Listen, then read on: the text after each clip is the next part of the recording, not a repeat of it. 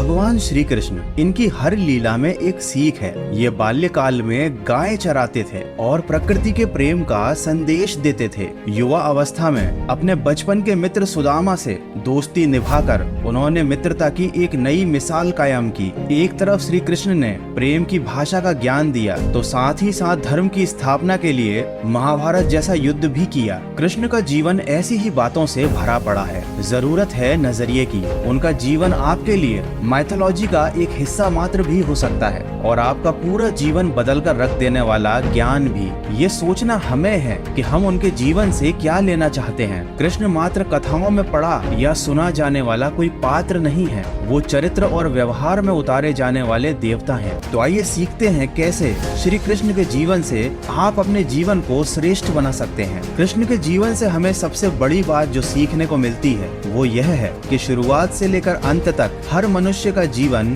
संघर्ष ही होता है। उनका जन्म कारागृह में हुआ। पैदा होने की रात में यमुना पार कर उन्हें गोकुल ले जाया गया और तीसरे दिन उन्हें मारने के लिए पूतना नाम की राक्षसी आ गई। आगे भी उनके जीवन में कई बड़े बड़े संघर्ष आए और हमें ये सिखा गए कि आप चाहे कोई भी हो, अगर इस संसार में आए हैं तो संघर्ष हमेशा बना रहेगा। मानव जीवन में आकर कोई भी इन सांसारिक चुनौतियों से बचकर नहीं जा सकता, किंतु कृष्ण ने कभी किसी बात की शिकायत नहीं की। हर परिस्थिति को जिया और जीता। कृष्ण कहते हैं परिस्थितियों से भागो मत, उनके सामने डटकर खड़े हो जाओ, क्योंकि कर्म करना ही मानव जीवन का पहला कर्तव्य है। हम अपने कर्मों से ही परेशानियों से जीत सकते हैं। ये बात तो सभी जानते हैं कि कृष्ण के मामा कंस उन्हें बार बार मारना चाहते थे, लेकिन कृष्ण हमेशा शांत रहते थे और समय आने पर उन्होंने कंस के प्रहार का मुंह तोड़ जवाब भी दिया। इससे हमें यह सीख मिलती है कि कभी कभी हमारे अपने भी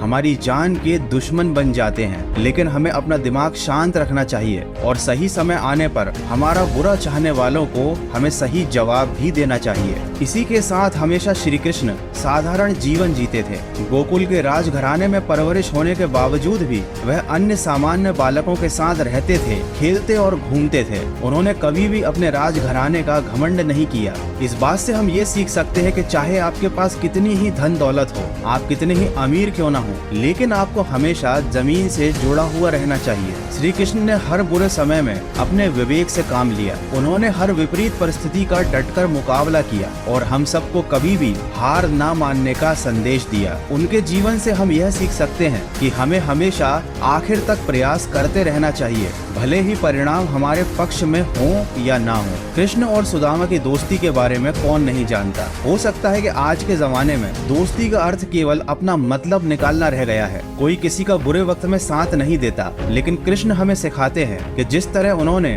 अपने मित्र सुदामा का और अर्जुन का हमेशा साथ दिया, आपको भी अपने दोस्तों का हमेशा बुरे वक्त में साथ जरूर देना चाहिए। श्री कृष्ण के जीवन से हमें एक बड़ी सीख मिलती है कि पालने वाला भी जन्म देने वाले के बराबर दर्जा रखता है। हालांकि श्री कृष्ण को देवकी ने जन्म दिया था, लेकिन उनका पालन पोषण यशोदा और राजा नंद ने गोकुल में किया था। यह जानते हुए भी कि श्री कृष्ण के असली माता पिता उनसे दूर हैं, उन्होंने यशोदा और राजा नंद को हमेशा दिल से प्रेम किया और उनके आदर सम्मान में कभी कोई कसर नहीं छोड़ी। हालांकि वे गोकुल में एक ग्वाले की तरह अपना बचपन बिताते थे। गाय चराने के साथ साथ पशु पक्षियों से भी उनका गहरा लगाव था। तो इससे हमें यह बात सीखने को मिलती है कि जिस तरह हम अपने परिवार से प्रेम करते हैं, हमें उसी तरह पर्यावरण से भी प्रेम करने की जरूरत है। श्री कृष्ण महिलाओं का भी बहुत सम्मान करते थे। जब द्रौपदी के चीर हरण के समय कोई भी उनके सम्मान की रक्षा के लिए आगे नहीं आया था, तब श्री कृष्ण ही थे जिन्होंने द्रौपदी की लाज रखी थी।